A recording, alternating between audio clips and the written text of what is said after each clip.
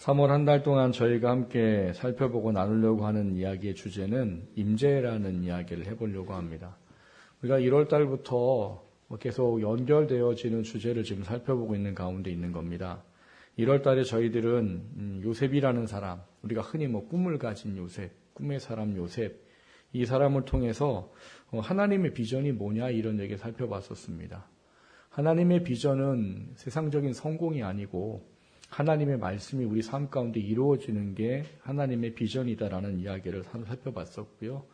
그걸 위해서 우리의 삶이 하나님의 비전 앞에 맞춰지는 그 중요성의 의미들을 여러 가지로 이야기를 나눴었습니다. 2월 달에는 이 비전을 가지고 있는데 이 비전이 우리에게 비전이 되려면 하나님의 지혜가 필요하더라는 거예요. 세상의 지혜는 하나님의 비전을 비전이라고 말하지 않습니다. 세상의 비전은 잘 먹고 잘 사는 게 비전이고요. 세상의 비전은 내가 원하는 거 이루고 성공하는 게 비전이에요.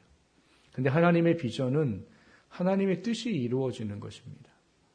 우리의 삶의 모든 영역, 가정이든 직장이든 교회든 어떤 사람과의 만남이든 그 모든 가운데에서 하나님이 나에게 맡겨주신 그 삶의 모습을 살기 위해 하나님께서 내게 주시는 지혜가 있어야지만 그 하나님의 뜻을 이루어드릴 수 있다 하는 이야기를 살펴봤습니다.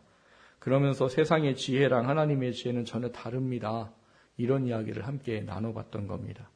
오늘 우리가 함께 나누려고 하는 3월의 주제인 이 하나님의 임재는 이 앞에 있는 비전과 하나님의 이 지혜가 우리 안에 온전히 소유되어서 그것이 그 일들을 이뤄내려면 반드시 하나님의 임재가 필요하다라는 겁니다.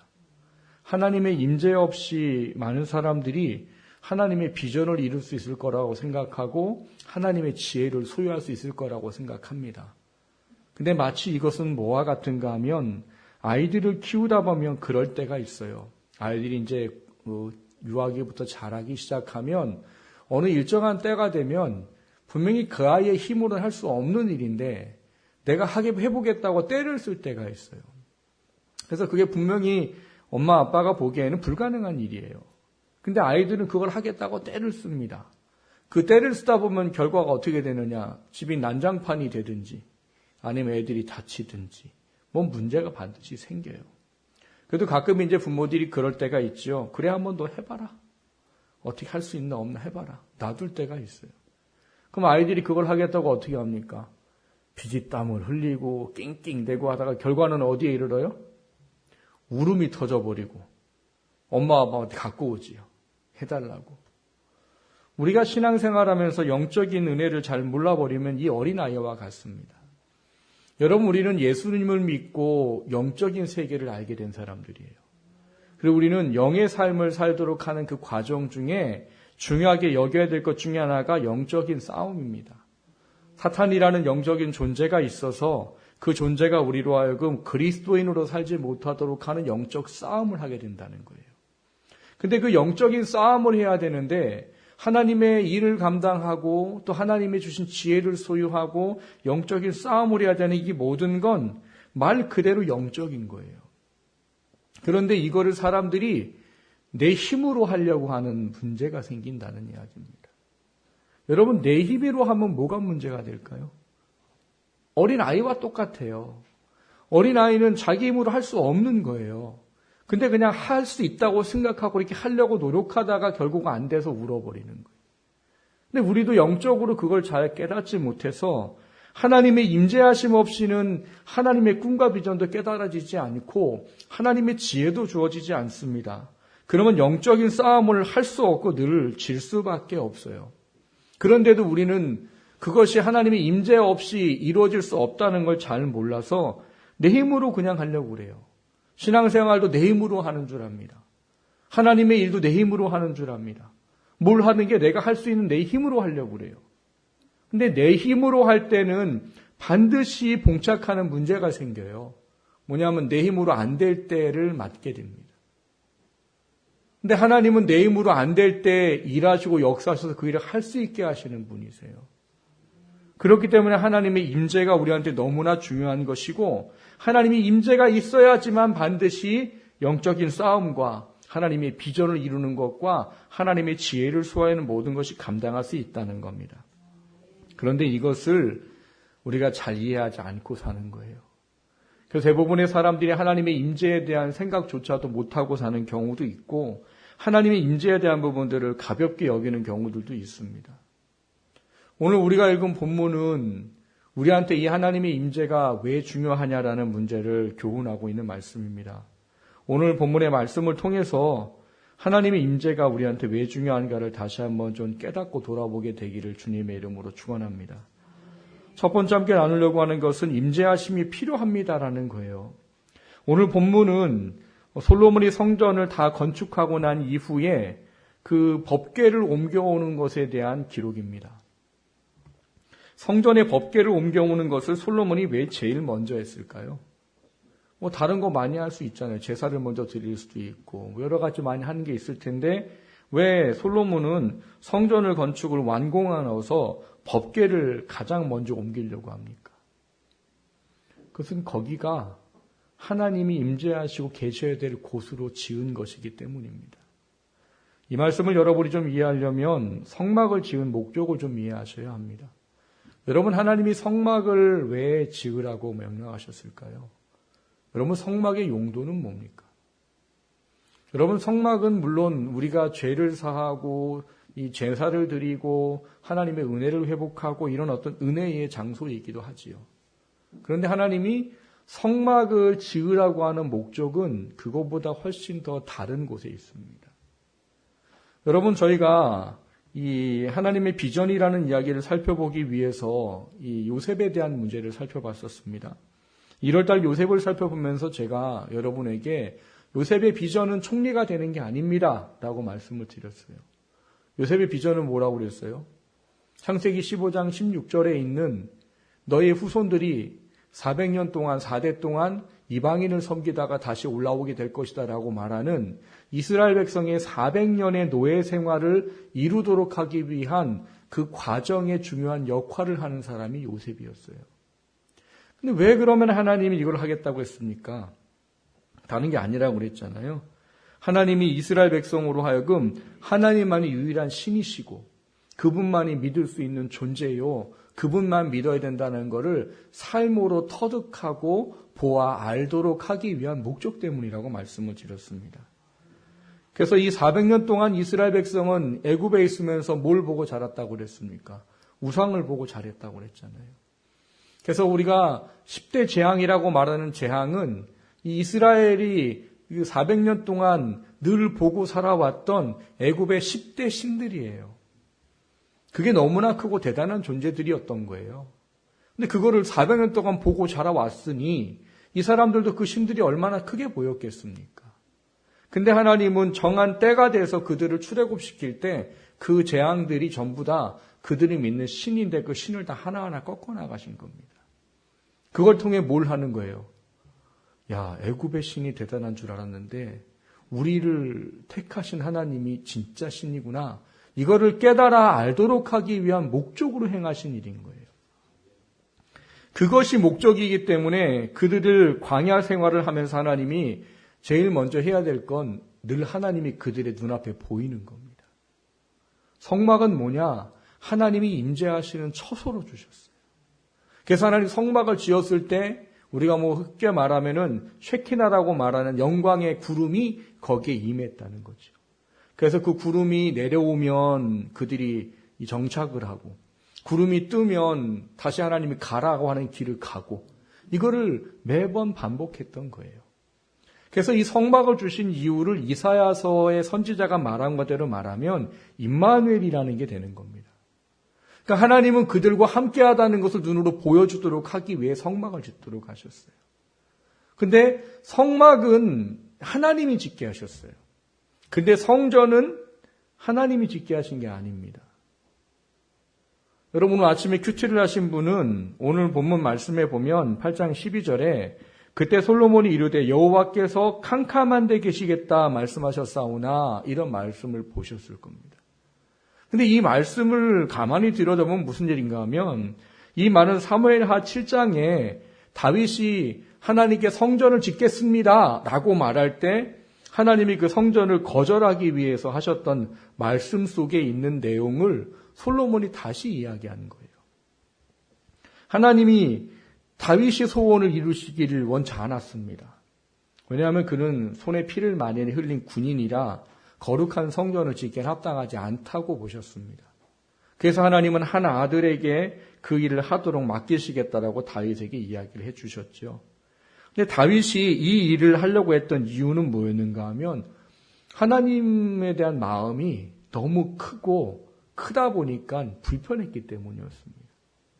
사무엘하 7장에 보면 다윗이 그런 얘기를 해요. 나는 백향목 궁에 사는데 내가 사랑하는 하나님은 휘장에 거하신다라고 되어 있어요. 근데 휘장을 원문의 뜻을 찾아보면은요, 펄럭거리는 천막 이렇게 되어 있습니다. 그러니까 우리는 뭐 성막이라는 이름 때문에 그게 좀 거룩하게 생각하지만 다윗이 보기엔 그게 뭐예요? 바라보면 막 흔들리는 천막 그 이상도 이하도 아니었던 거예요.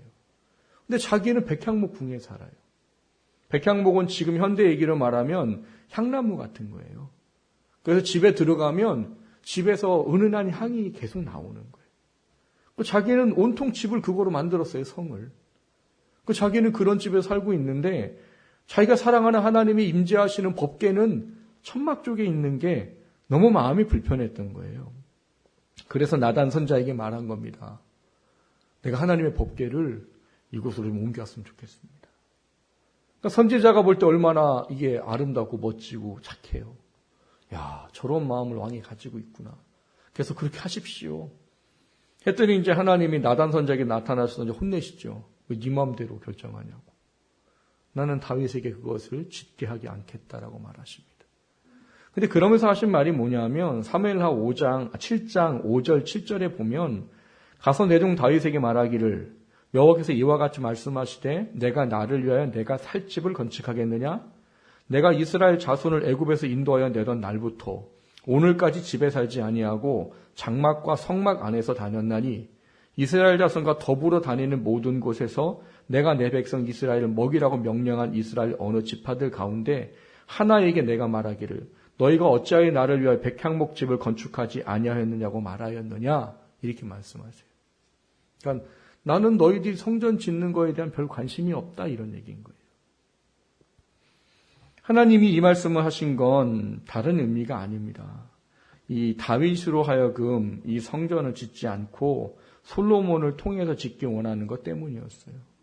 그리고 하나님은 다윗에게 그 솔로몬이 지을 것을 얘기를 해 주셨고 그리고 그것에 따라 솔로몬이 모든 것을 다 지었다라고 오늘 이제 큐티 가운데 내용이 되어져 있는 겁니다.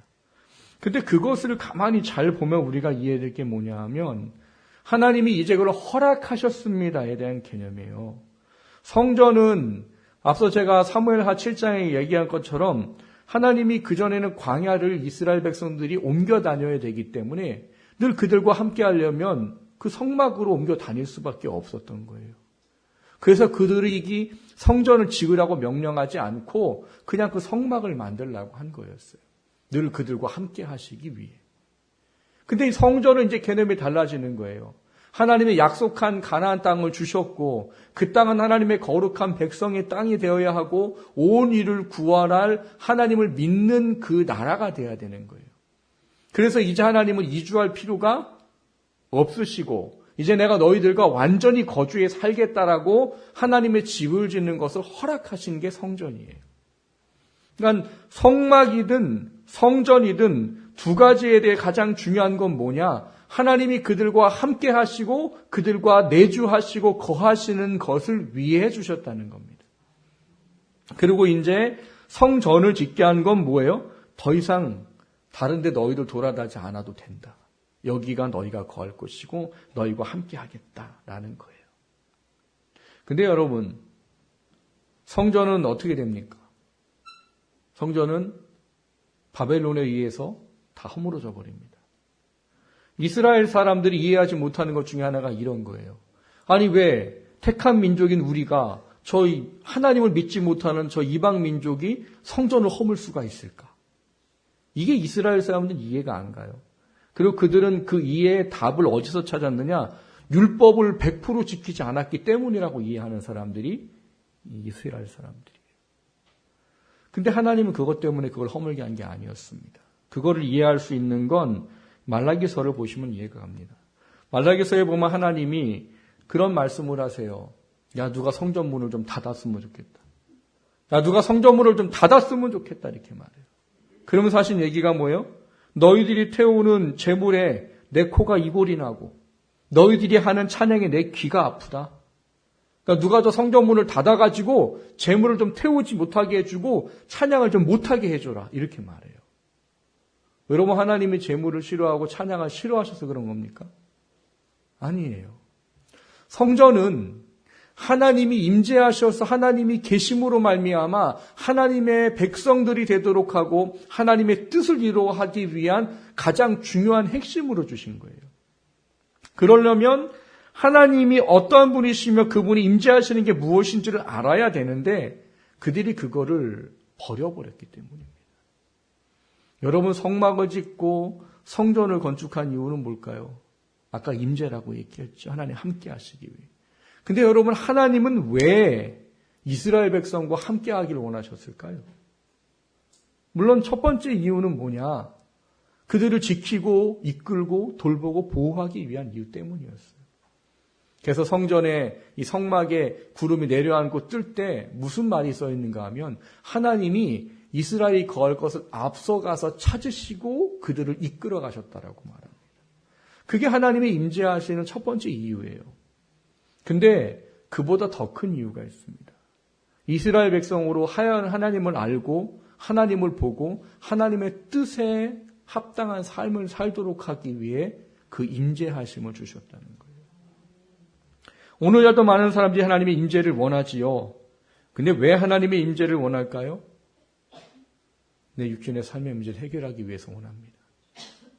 그냥 내 마음이 평안하기 위해서 원합니다. 근데 여러분, 그거는 하나님의 임재의 가장 중요한 목적이 아니에요. 하나님 임재의 목적은 하나님이 누구신지를 아는 것이요, 하나님의 사람으로 살아갈 수 있도록 하는 겁니다. 그래서 그것이 그들 안에 없었던 거예요. 그래서 말라기 시대 때 하나님께서 야, 성전 좀 닫아라. 태우지 못하게 해라. 노래 좀 못하게 해라. 왜? 하나님이 임재를 그들이 버렸기 때문입니다. 임재를 버렸단 말은 무엇인가 하면 말라기서에 기록된 내용은 이런 거예요. 왜 하나님이 제사를 드리지 말라고 하시느냐? 여러분, 제물을 드릴 때에는 하나님이 율법을 주셨습니다. 1년 되고 흠이 없는 것. 근데 이 말라기 시대 사람들은 어떤 걸 드렸다고 써 있는가 하면 눈먼 것, 저는 것, 불알 상한 것, 이런 거를 드렸다는 거예요. 여러분, 우리가 정말 존경하는 사람, 정말 사랑하는 사람, 그런 사람한테 뭔가 선물을 준다면 여러분 어떤 걸 드리시겠어요? 여러분, 저한테 양복을 사주고 싶은 마음이 들었어요. 근데 갑자기 양복을 사준 마음이 들었다고 남편 입던 양복 가져다가 목사님, 제가 목사님 양복을 드리고 싶어서 남편 거 가져왔어요. 봤더니 여기에 다 이렇게 막 핫 입어갖고 막 나오고 무릎도 나오고 그런 걸 드리시겠어요? 그럼 저는 그걸 기쁨으로 받을까요? 나를 사랑하시는구나. 그러길 원합니다, 저도. 여러분, 근데 정말 존경하고 사랑하면 좋은 걸 드릴 수밖에 없어요. 하나님께 드려지는 제사는 그런 거예요. 근데 이스라엘 사람은 팔 수도 없고 각부 입잔이 짐되고 하나님께 제사는 드려야 되겠고 근데 흠없는 걸 드리자니 아깝고 이건 좀 팔아야 되겠고 그러다 보니까 어떤 거 드린 거예요? 눈먼 것, 저는 것, 불알 상한 것. 그냥 이게 하등의 가치도 없는 거를 드리고 복은 받아야 되겠고 그러니까 드렸던 거예요. 찬양은 왜 할까요? 찬양은 곡조 있는 기도라고도 말하지요. 찬양은 의미 있는 신앙 고백이라고 말합니다. 근데 찬양하는데 하나님을 인정하는 마음도 없고 신앙의 고백도 없고 그냥 노래만 불러요. 하라고 하니까. 들어오면 그게 순서니까. 여러분, 하나님은 인격의 하나님이십니다. 우리가 하는 걸 다 알고 계시고요. 우리가 하는 걸 다 보고 계셔요. 근데 말라기 시대 때는 드리기는 무지하게 드려요. 부르기는 무지하게 불러요. 근데 뭐가 없어요? 하나님을 인정하거나 사랑하는 마음이 없어요. 하나님의 임재가 임할 수가 없는 겁니다. 그래서 하나님이 성전을 허물어 버리셨던 거예요. 근데 하나님이 바벨론 70년의 포로 기간을 마치고 나서 그들에게 제일 먼저 시킨 게 뭐냐? 성전을 건축하는 거예요. 왜요? 바뀌어야 될 것 같아요, 제가 보기에는. 하나님은 먼저 성전을 짓게 하고 성벽을 짓게 합니다. 여러분, 순서대로 한다면 하나님이 계시는 곳이 있으려면 먼저 보호막이 좀 있어야 될 거 아니에요? 그럼 성벽을 짓고 성전을 짓는 게 우선 아니에요? 근데 하나님은 성전을 짓게 했어요. 왜요? 하나님 중심의 삶, 하나님의 임재하심을 다시 그 가운데 이스라엘 백성 가운데 품도록 하기 위한 거였습니다. 그러니까 하나님이 성전을 지으신 이유는 다른 게 아니에요. 하나님을 온전히 인정하며 그분이 임재하심을 통해 하나님의 사람으로 살아갈 수 있도록 하는 것을 위해서 하나님이 성전을, 성막을 이루도록 하셨다는 겁니다. 그리고 그것이 이루어졌을 때 거기에 어떤 현상이 나타났다고 오늘 본문에 말합니까? 10절, 11절에 보면 하나님의 영광이 임해서 제사장이 서서 일을 감당할 수 없을 정도로 되었더라. 이건 무슨 얘기예요? 하나님이 계실 곳을 지었는데 하나님이 그곳에 오셨다는 거죠. 하나님이 오시니까 그 임재의 그 상징인 구름이 가득하여서 하나님이 그곳에 계심을 그들로 하여금 보고 알 수 있도록 하였더라 합니다. 그리고 그것이 이스라엘 백성으로 하여금 하나님을 믿는 백성으로 살아갈 수 있도록 하는 기능을 하도록 하셨다는 거예요. 여러분, 근데 이거를 오늘 우리 시대에 잘 이해해야 될 부분이 있습니다. 오늘 이 시대에도 하나님이 성전이라고 말하는 것이 있어요. 근데 대부분 사람들은 성전 생각하면 뭐예요? 예배당인 줄 알아요, 예배당. 여기는 지금 우리가 성전이라고 명칭을 하고 있지만 여기는 예배를 드리는 예배당이에요. 하나님이 성경에 선전이라고 명한 건 다른 것이 있습니다. 뭐라고 성전을 명하셨습니까? 고린도전서 3장 16절 17절에 보면 이렇게 되어 있습니다. 너희는 너희가 하나님의 성전인 것과 누가 성전이래요? 우리가 성전이래요. 하나님의 성령이 너희 안에 계시는 것을 알지 못하느냐? 누구든지 하나님의 성전을 더럽히면 하나님이 그 사람을 멸하시리라. 하나님의 성전은 거룩하니 너희도 그러하니라. 고린도서 6장 19절 20절 이런 말이 있습니다. 너희 몸은 너희가 하나님께로부터 받은 바 너희 가운데 계신 성령이 전인 줄을 알지 못하느냐고 말해요. 우리 안에 누가 계시대요? 성령이 계시고 우리가 성령의 전이래요. 그러면서 너희는 너희 자신의 것이 아니라 값으로 산 것이 되었으니 그런즉 너희 몸으로 하나님께 영광을 돌리라라고 말합니다. 지금 이 시대에 하나님은 성전이 있다고 말씀하세요. 근데 그 성전은 건물이 아니고 성령이 거하시는 우리가 하나님의 성전이라는 거예요. 우리가 하나님의 성전이기 때문에 세상에 더러운 것으로 우리를 더럽히면 안 된다는 거예요. 믿음이 없는 것으로 더럽히면 안 되고 죄악으로 더럽히지 말라는 거예요. 그게 하나님 우리에게 성전으로서 말씀하신 이유입니다. 여러분, 예수를 구주로 고백하셨습니까? 예수를 온전한 믿는 믿음이 여러분 안에 있으세요? 누가 오셨기 때문이에요? 성령이 오셨기 때문이에요. 성령이 허락하신 바 되지 아니하고는 하나님을 아버지라 부를 자가 없고 예수를 주라 시인할 자가 없어요. 근데 우리가 하나님을 아버지라 부르고 예수를 주라 시인한다면 우리 안에 성령이 계신 거예요. 그럼 우리는 뭐예요? 성전인 거예요. 근데 여러분, 성령이 오셔서 우리 성전인 우리 안에 거하시면서 그분이 뭘 하기를 원하실까요? 요한복음에 예수님께서 그런 말씀하셨지요. 내가 가야 더 좋은 보혜사를 보내실 것이고 그가 오시면 내가 너에게 말한 것을 다 깨달아 알도록 해주실 거다. 그러니까 성령이 오시면 비로소 뭘 알아요? 예수가 그리스도요, 하나님의 아들이시라는 거요. 우리를 구원한 대속주라는 걸 알게 되어 있고 하나님을 알게 되어 있고 하나 영적인 세계를 알게 되어 있다는 거예요. 근데 우리는 이미 알고 있어요. 성령이 우리 안에 계시단 말이에요. 그런데 살다 보면 그런 느낌이 오는 거지요. 내 안에 성령이 계신가? 이런 생각들 안 해보셨어요? 성령이 내 안에 계시다고 하는데 내 안에 성령이 정말 계신가? 이런 생각과 마음이 들 때가 있어요. 왜 그럴까요? 여러분, 성경은 성령이 우리 안에 오시면 절대 떠나지 않는다고 되어 있습니다. 근데 왜 우리는 그렇게 느껴요? 성령이 계신가? 왜 안 계신 것 같지? 근데 어떨 때 여러분 그런 느낌을 갖고 섭니까? 하나님을 사랑하지 않을 때예요. 하나님께 온전한 몸으로 갈 마음과 힘이 없는 거예요. 말씀에 순종하지 못하는 나를 볼 때 그런 게 느껴져요. 왜 그럴까요? 성전의 목적이 하나님의 임재하심을 가득 느끼며 사는 건데 그 하나님을 느끼지 못하고 살 수밖에 없는 상태에 처한 거예요. 마치 말라기 시대 때 하나님의 임재하심의 목적을 잃어버려서 태우기만 하고 노래만 불러대는 그들에게 성전을 허물어 버리셨듯이 성령이 우리 안에 계신데 그분이 계시도록 하기 위해서 그분의 임재를 느끼며 살아야 되는데 그걸 느끼지 못하고 있는 상태가 되어버렸다는 거예요. 그러면 성령은 떠나지 않으시지만 우리 안에 역사를 안 하십니다.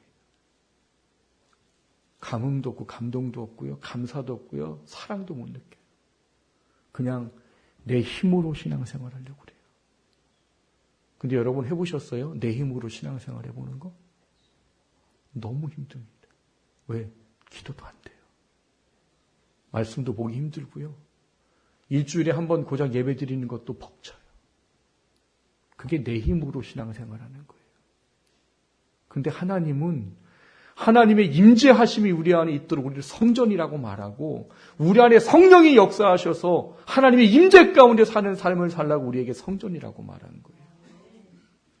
여러분, 하나님 임재가 왜 중요한지 돌아보셔야 됩니다. 하나님은 우리와 함께 하셔서 하나님의 사람으로 살아갈 수 있는 능력을 얻도록 하게 하나님의 임재를 우리에게 말씀하신 거예요. 그 하나님의 임재가 우리를 성전으로 말하시고 있기 원하시는 그 하나님의 뜻이 다시 한번 좀 깊이 돌아보기를 주님의 이름으로 축원합니다. 두 번째로 나누고자 하는 것은 임재를 위한 두 가지 요소가 있다는 거예요. 앞서 말씀을 드렸듯이 하나님의 임재는 반드시 필요합니다. 하나님의 임재가 없으면 내 힘으로 신앙생활하는 건 너무 힘들어요. 안 돼요. 괴롭기만 합니다. 그리고 좌절하기만 해요. 근데 하나님의 임재가 임하면 바뀌어요. 환경과 상황이 어때도 기쁨과 감사가 와요. 하나님의 일을 하는 게 너무너무 좋아요. 하나님을 사랑하는 것만큼 더 좋은 건 없어요. 근데 하나님의 임재하심을 위해서는 오늘 본문에는 두 가지가 필요하다고 말합니다. 오늘 본문은 앞서 말씀을 드렸듯이 솔로몬이 성전을 완공을 하고 법궤를 옮겨오는 과정을 기록하고 있어요. 근데 이 법궤를 옮겨오는 과정 중에 중요한 게 뭐냐 하면 솔로몬이 사람들을 불러 모으고 그러면 제사장들을 불러 모으고 뭘 하느냐? 법궤를 어깨에 메어서 가도록 하는 일을 하게 됩니다. 사실은 뭐 당연한 이야기예요. 법궤는 어떻게 옮기게 되어 있어요? 고핫 자손이 어깨로 메서 옮기게 되어 있어요. 당연한 거예요. 근데 왜 이게 지금 중요하냐 하면 다윗이 앞서 말씀을 드렸듯이 자기는 백향목궁에 사는데 하나님은 천막 조가리에 살아서 너무 괴로워서 하나님이 계신 곳으로 옮겨오고 싶었어요. 그래서 법궤를 옮겨오기 위한 일을 사무엘하 6장에 보면 합니다. 엄청난 걸 준비합니다. 수행원이 몇만 명이고요. 온 이스라엘 백성의 행사로 삼았고요. 그리고 이걸 하기 위해서 새 수레를 준비했다고 써 있어요. 그러니까 법궤를 옮겨올 목적으로 다윗이 수레를 만들었어요. 여러분, 다윗처럼 하나님 사랑하는 사람은 없습니다. 다윗이 만약에 하나님을 위해서 그 사랑하는 하나님이 타고 올 수레를 만든다. 그럼 어떻게 만들었겠어요? 말했잖아요. 금을 칠해도 칠했을 거고 보석을 박아도 박았을 거예요. 엄청나게 좋은 아마 최신형 뭐 이런 걸 만들었을 거예요. 근데 하나님이 그걸 옮겨오는 것을 기뻐하셨습니까? 거절하셨습니다. 안 받으셨어요. 심지어는 웃사라는 사람도 죽이셨어요. 제가 어릴 때 이 말씀을 볼 때 정말 이해가 안 갔어요. 왜 이해가 안 가느냐? 그냥 제 어릴 때 생각이 그런 거였어요. 법궤가 땅에 떨어져서 깨지면 안 되는 건데? 근데 그거를 막았다고 사람을 왜 죽이실까? 그럼 깨지도록 놔둬야 하는 거였을까? 이게 이해가 안 가는 거예요, 제가. 그래서 이게 참 힘들었었어요. 근데 제가 이제 목사가 되고 성경을 연구하고 하다 보니까 이유를 알게 된 거죠. 지지난주에 맥성경을 하는데 한 성도님 한 분이 끝나고 저한테 와서 이 얘기를 하시더라고요. 그때 이거를 얘기했었거든요. 법계 옮겨오는 과정. 자기도 이 말씀을 보니 너무 두렵더라는 거예요. 아니 하나님의 법궤가 떨어지는 걸 막았는데 왜 하나님 그 사람을 죽였을까? 너무 하나님 무섭고 두렵더라는 거예요. 이거 막을 걸 막은 건데.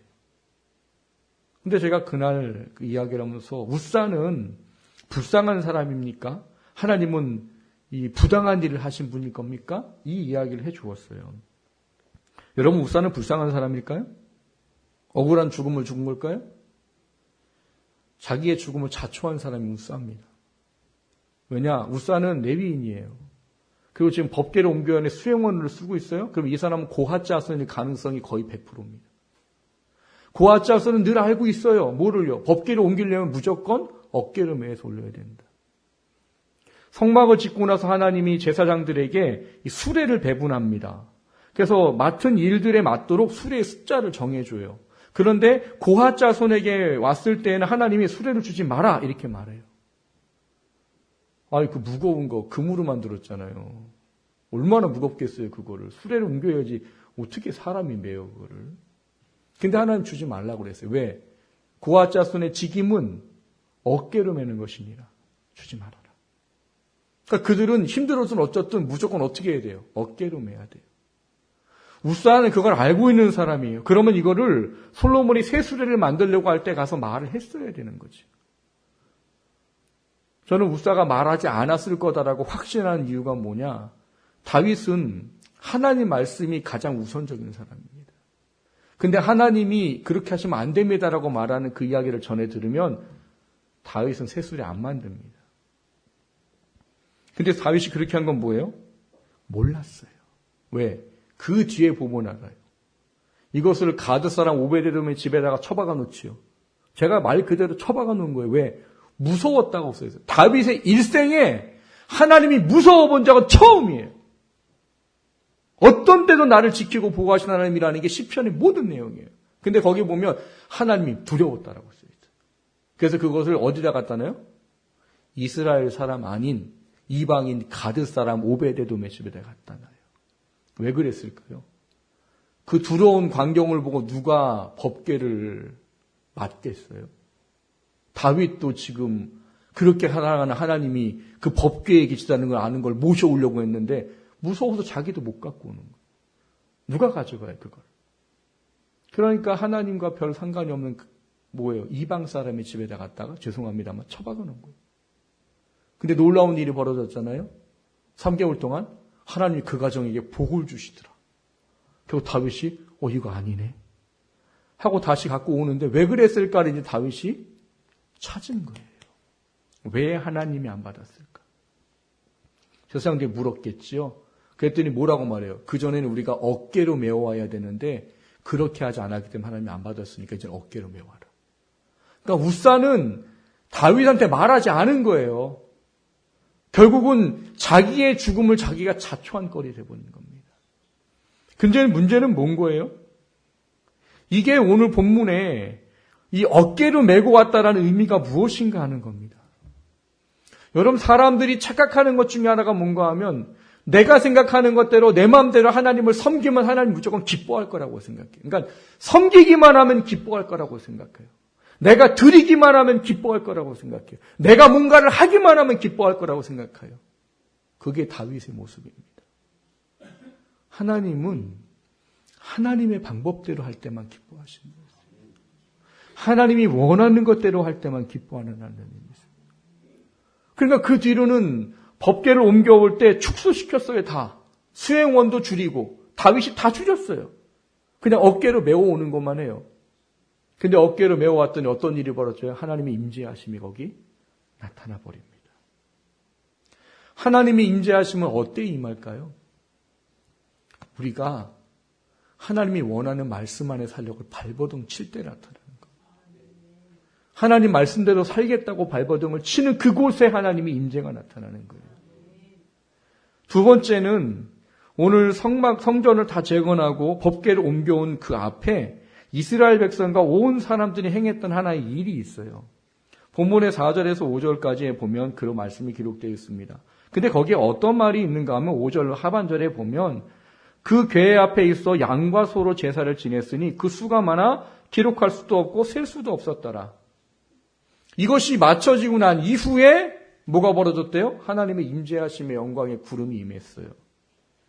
근데 여기에 우리가 좀 주의 깊게 봐야 될 게 뭐냐 하면 하나님의 임재가 위해서 반드시 필요한 것 중에 하나를 제시합니다.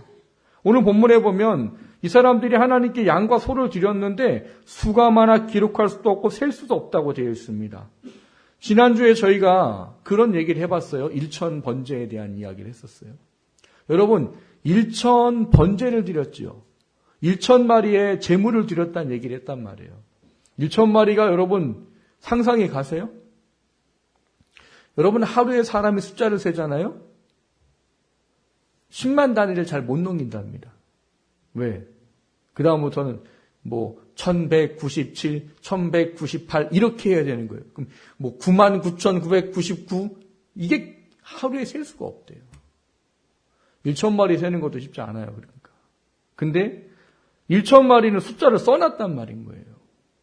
근데 오늘 본문에는 수가 많아서 셀 수도 없고 세는 것을 그쳤다라고 써 있으면 적어도 몇 마리는 넘었다는 얘기예요? 1,000마리는 넘었다는 얘기인 거예요. 얼마나 많았으면 이라는 거죠. 근데 이 말씀을 가지고 사람들이 그렇게 이해를 하는 사람들이 있어요.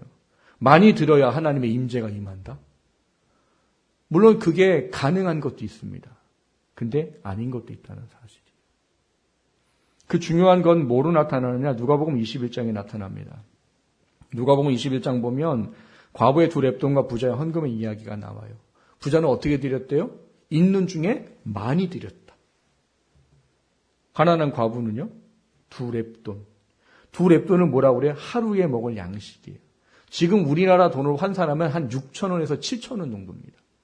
여러분 지금 6,000원에서 7,000원이면 한 끼도 못 먹어요. 이 네포시 엄청 비싸잖아요. 한 끼도 못 먹어요. 근데 이 여자가 가난한 과부지요. 그러니까 이 사람이 고작 한 끼나 두 끼 먹을 정도밖에 돈이 없는 여자란 이야기. 근데 이 여자는 뭘 선택했어요? 하루를 굶어도 하나님께 드리고 싶은 마음이 있었단 말이에요. 부자는 많이 드렸어요. 근데 그 사람 안에 뭐가 없어요? 하나님이 없어요. 여러분 이 더 바이블이라는 그 미국에서 만든 드라마를 보면은요. 그거 나와요, 장면이. 제가 많이 설명했잖아요. 과부가 그 옛날에는 그 엄보개라고 되어 있는 이 괴가 노수로 만들어져서요. 소리가 나요. 그 동전을 넣으면 땡그랑 땡그랑 소리가 나요. 근데 이 부자가 돈자루를 이렇게 쥐고 있으면서 어떻게 하냐 하면 땡그랑 땡그랑 근데 멈출 때가 있어요. 언제 멈출까요? 사람이 없을 때. 사람이 없을 때는 안 해요. 거기다 사람이 오면 또 땡그랑 땡그랑 땡그랑 사람 없으면 또 안 하고. 그렇게 드라마를 해놨어요. 그 말이 맞는 거예요. 부자는 왜 헌금했을까요? 사람에게 보이려고. 야, 저 사람 하나님께 엄청 사랑하나 보네. 인정받고 싶었어. 하나님한테 인정받고 싶은 게 아니고 사람에게 인정받고 싶었다는 거예요. 여러분, 세상 말에도 그런 말이 있습니다. 물질이 있는 곳에 마음이 있다라고 해요. 그렇죠? 하나님한테 많이 드린 것 때문에 하나님이 인정한 게 아니고 임재가 임한 것이 아니고 그들의 마음에 하나님을 사랑하는 마음이 너무 커서 그것 때문에 드렸던 그 많은 것이 하나님께 인정받았다는 이야기예요. 많이 드린다고 하나님 무조건 기뻐하는 분이 아니란 말이에요. 하나님 무엇보다 그 심령에 하나님을 인정하는 게 필요한 거예요. 앞서도 말씀드렸잖아요. 존경하고 사랑하는 마음이 있는데 그런 사람한테 아무거나 드리겠어요? 그러지 않아요. 오늘 이 사람들이 왜 드렸습니까? 이 모든 게 너무나 감사한 거예요. 성전을 짓고 하나님이 함께 하시는 그 임재하심이 너무 감사한 거예요. 그래서 이 사람들이 그 감사의 마음으로 했던 겁니다. 여러분 이 말씀은 우리가 좀 더 이해하기 위해서 볼 수 있는 건 성막을 건축하는 데의 문제입니다. 여러분 이스라엘 백성이 성막을 건축할 때 하나님이 요구한 게 뭐였어? 금, 은, 보석, 금색실, 은색실, 자색실, 그 다음 뭐요? 해와 해달의 가죽, 양의 가죽, 전부 다 노예 생활하는 사람한테 있을 수가 없는 걸 가져오라고 하셨어요. 근데 가져왔어요? 안 가져왔어요? 가져왔습니다. 그거 어디서 났어요? 그 사람들? 하나님이 그랬죠. 애굽 사람들한테 구해라. 뭐든지 다 줄 거다. 근데 제가 예전에 어떤 분 설교하는 걸 들었는데요. 그렇게 얘기하시더라고요. 400년 동안 노예 생활에 값을 주신 거라고. 뭐 이해하기 쉽죠. 그럼 여러분, 인간의 욕심을 가지고 생각을 해보십시오. 400년 동안 노예 생활했어요. 몇 대를? 4대를. 그리고 이제 애굽에서 나와요. 그 하나님이 금은 보석이든 뭐하든 구하는 건 다 받게 했어요. 정말 다 받았어요. 그럼 그게 누구 건 거예요? 내 거죠. 우리가 4대, 이 4대가 노예 생활을 하고 지금 4대 은혜가 주어진 거잖아요. 이게 탐심의 마음을 가지고 있으면 여러분 하나님이 내놓아라 할 때 내놓을 수 있을까요? 여러분 성경을 잘 보셔야 됩니다. 왜 그거를 구하고 갖게 하셨느냐? 성막을 짓도록 하기 위한 목적 때문이었어요. 근데 사람들은 잘못 알아요. 왜 그걸 아느냐? 이거를 이제 갖고 와라! 명령이 떨어졌어요. 그날부터 사람들이 갖고 오기 시작합니다. 부살레가 오홀리압이 성막을 재건하지요. 근데 이게 너무 많이 갖고 오는 거예요. 그 사람들이 됐습니다. 이제 그만 갖고 오세요. 이제 있는 것도 충분하니까 갖고 오지 마세요. 하는데도 갖고 와요. 그래서 누구한테 가요? 모세한테 가죠. 좀 그만 좀 갖고 오게라고. 지금 미치겠다고. 관리도 안 되고 더 이상 필요 없다고. 쓸 만큼 된다고. 그래서 모세가 명령하자 그째 끝입니다. 여러분 생각을 해보세요. 4대를 노예 생활을 하고 받게 된 거예요. 근데 그거를 왜 갖다 내요? 하나님을 사랑하고 인정하는 마음이 있기 때문에 그게 가능한 거예요. 제가 여러분에게 드리고 싶은 말씀은 그런 거예요. 많이 하십시오. 그럼 하나님의 인재가 임하는 이 얘기가 아니란 말이에요. 여러분 안에 하나님의 그 사랑과 은혜가 인정되는 그 감사와 고백이 있냐는 거예요. 하나님의 인재는 언제 나타나느냐? 내 삶 속에서 일하시고 역사하신 하나님의 은혜와 그분의 놀라우신 사랑을 깨달아 알고 그분을 인정하며 그 감사의 고백이 있는 그곳에 하나님이 임재하신다는 말이에요. 그 마음이 있으면은 안 드릴 수가 없더라고요. 저도 그랬어요. 신학교 때 차비 외에는 친구들하고 커피 마실 사실 돈도 없었습니다. 하나님이 등록금하고 차비하고 책 살 돈은 줘요. 근데 뭘 안 줘요? 커피 마실 돈은 안 주시더라고요. 저는 동기들하고 잘 안 어울렸어요. 왜? 얻어먹으면 나도 사줘야 되는데 저는 그 돈이 없었어요. 근데 그 해에 그 부흥회를 하면서 전도 부흥회가 뭐 이런 거 있는데 그 목사님이 작정을 하래요. 전도를 위해서. 그 작정서를 쓰라고. 근데 제가 얼마 썼는 줄 아세요? 94년도인가 5년도인가인데 100만 원을 썼어요. 그 차비도 갱게 하나님이 주시고 책값도 하나님이 주시는데 무슨 100만 원을 헌금을 해요. 근데 내 마음이 너무 막 하고 싶은데 어떻게 해요 그걸. 100만 원을 했어요. 결국 어떻게 막 억지로 제가 50만 원까지는 죄송합니다. 갚았어요. 더 이상은 안 되는 거예요. 그 해에. 근데 어느 날 어머님이 저한테 그러시더라고요. 내가 너 학교 가면 쓰려고 금괴를 들었대요. 금괴. 금괴 말고 금괴. 근데 그게 얼마였냐면은 열량이라고 했나? 그때 열돈인가 열량 기억이 잘 안 나는데요. 근데 그게 제가 해야 될 그에 해당되는 돈이더라고요. 그래서 제가 어머님한테 그랬어요. 어머님, 제가 사실은 하나님께 이렇게 약속을 했는데 반이 남았습니다. 근데 어머님이 그러시더라고요. 너 위해 쓰려고 한 거니까 네 마음대로 해라. 그래서 그거 하나님께 드리고 제 마음이 너무나 기뻤어요. 근데 하나님이 그 삶에 하나님의 은혜를 부으시더라고요. 여러분도 경험해 보셨을 거예요. 하나님이 내 안에 계시다는 것을 인정하고 그분에 대한 은혜와 사랑이 감사하면 하나님께 내 인생의 모든 것을 드리는 게 어렵지 않아요. 그런데 여러분, 거기에 하나님이 임재하신다는 사실입니다. 오늘 우리가 읽은 본문에 보면은 이 법궤를 하나님의 법대로 옮겨오고 하나님을 온전히 사랑하고 인정했던 그 모든 것을 통해서 제사가 끝났을 때 10절과 11절에 이렇게 말합니다. 제사장이 성소에서 나올 때에 구름이 여호와의 성전에 가득하매 제사장이 그 구름으로 말미암아 능히 서서 섬기지 못하였으니 이는 여호와의 영광이 여호와의 성전에 가득함이었더라라고 되어 있어요. 이거를 제가 다른 말로 좀 표현해 볼까요? 하나님이 그들이 행한 그 모든 것을 너무 기뻐하시는 것이 너무 크셨다라고 이야기하는 거예요. 왜? 너무 임재가 강력해서 제사상에 서서 뭔 일을 할 수 없을 정도였대요. 무엇이 그것을 가능하게 하셨다고요? 말씀대로 행할 때와 하나님의 사랑을 인정하며 그분의 사랑에 온전한 마음으로 나아갈 때, 그게 우리에게도 지금 동일합니다. 여러분, 하나님 임재 경험하고 싶으시지요? 왜 임재를 경험하지 못할까요? 하나님 말씀이 내 안에 능력이 안 되기 때문이고요. 하나님 말씀이 내 안에 커 보이지 않기 때문이어서 하나님 말씀이 내 안에 이루어지지 않기 때문입니다. 왜 하나님의 임재가 내 안에 없느냐? 하나님은 나를 아들을 내어주시기까지 사랑하시고 우리가 부족하고 연약하고 하나님 합당하지 못해도 우리를 버리지 않고 끝끝내 구원하신 하나님의 은혜가 있는데 그 은혜와 감사를 놓쳐버리는 것. 그게 없이는 여러분 하나님의 임재가 일하지 않습니다. 근데 여러분 아까 말씀드렸죠.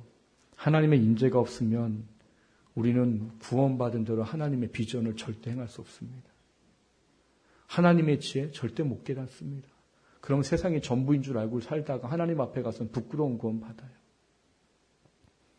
하나님의 임재하심이 없으면은요, 하나님께 기뻐하는 신앙의 삶을 살 수 없습니다. 여러분 다시 한번 나를 좀 점검해 보십시오. 지금 내 안에 하나님의 임재하심이 있는지. 만약에 하나님 임재하심이 없다면 두 가지를 다시 돌아보셔야 됩니다. 내 안에 말씀이 온전히 지금 세워져 있는지, 내가 하나님을 정말 사랑하고 있는지, 내가 사랑함 때문에 하나님께 나아가고 있는지, 그걸 회복해야 됩니다. 그게 회복이 돼야 내 안에 하나님의 임재가 있습니다. 여러분 3월 한 달 동안 하나님의 임재를 다시 한 번 더 깊이 묵상하시고 임재하심의 풍성한 삶을 사는 저와 여러분 되시기를 주님의 이름으로 축원합니다.